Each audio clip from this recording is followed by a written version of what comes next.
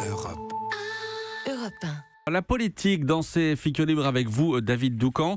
Vous adressez ce matin vos meilleurs vœux au Parti socialiste. Oui, et je souhaite en particulier une bonne année à Najat Vallaud-Belkacem parce que vraiment, 2018 peut lui offrir plein de bonnes choses. Quel est le drame du PS? C'est qu'il est devenu inaudible. Les députés socialistes sont plus nombreux que les insoumis à l'Assemblée nationale et pourtant Jean-Luc Mélenchon et ses lieutenants prennent toute la lumière. Pourquoi?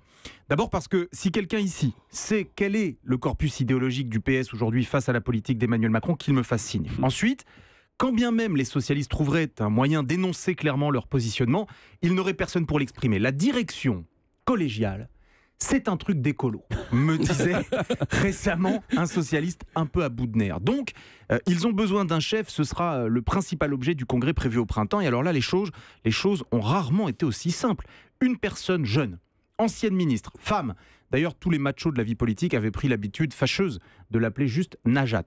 Militante socialiste depuis toujours, bref, c'est ce que l'ancien monde peut produire de plus nouveau, le dégagisme dans la continuité, le casting parfait, Najat Vallaud-Belkacem. Alors merci de sa part pour ses vœux, mais est-ce qu'elle en a envie? C'est quand même une vraie question, ça. Eh bien, personne n'en sait rien, ou plutôt, merci Maxime, David Doucan. Mais oui, on nous fait même savoir qu'elle hésite, et ça, je vais vous dire, ce n'est de nos jours plus recevable. Le pouvoir, il faut en avoir envie, sinon c'est perdu d'avance. C'est fini l'époque des écuries où les barons offraient une circonscription ou un ministère à leur poulain. Et c'est vrai que Najat Vallaud-Belkacem a toujours été le poulain de quelqu'un. Gérard Collomb, Ségolène Royal, François Hollande. Sauf qu'aujourd'hui, il n'y a plus de barons, plus d'écuries et donc plus de poulains. Notre époque, vous avez remarqué peut-être, n'est plus tellement axée autour de la notion de don.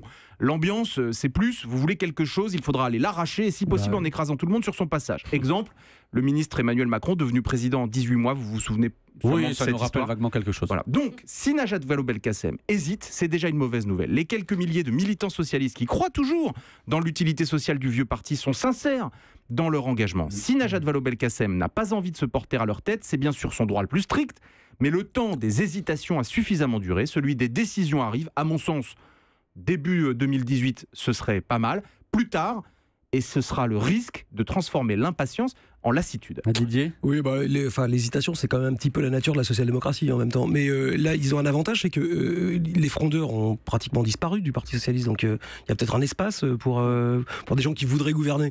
En tout cas, on peut imaginer que la synthèse sera moins difficile à réussir qu'en 2015, par exemple, au congrès de Poitiers. C'est vrai que la plupart des frondeurs sont partis avec Benoît Hamon. Il en reste quand même quelques-uns, comme Régis Juanico, par exemple. Et c'est là où c'est rigolo, c'est que Benoît Hamon a demandé à ses amis frondeurs de rester au Parti socialiste pour influencer le congrès afin que le premier secrétaire soit le plus nul possible.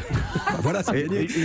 Pour ne pas lui constituer, à lui, une concurrence sérieuse. Vous voyez que certains réflexes restent bien réels. C'est du billard à 16 bandes. C'est ça. Voilà, c'est ça. Merci beaucoup. Europe. Europe 1.